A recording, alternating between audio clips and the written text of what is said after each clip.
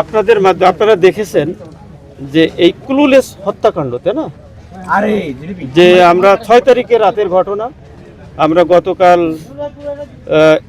11 তারিখ ছিল, 11 তারিখই নিশ্চিত হয়েছি কে এই কাজটা করেছে। তাকে ধরতে ধরতে এখন 11টা বাজে। এখন আপনাদের মাধ্যমে রংপুরবাসীকে আমি একটা বার্তা দিতে চাই। এই বার্তাটা আপনারা পৌঁছে দিবেন। সেটা হচ্ছে, রংপুর জেলায় যে কোনো ধরনের অপরাধ করলেই সেটা ডিটেক্ট হবে, এটা কনফার্ম ইনশাআল্লাহ।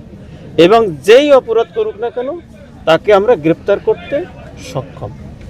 এই জন্য আপনাদের মাধ্যমে বার্তাটা পৌঁছাবেন যেন কেউ অপরাধ না করে, অপরাধ করে পার পাবে না।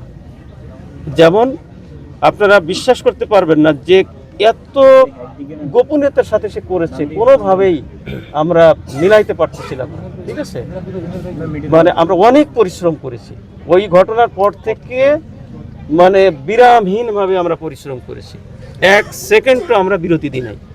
ঠিক আছে।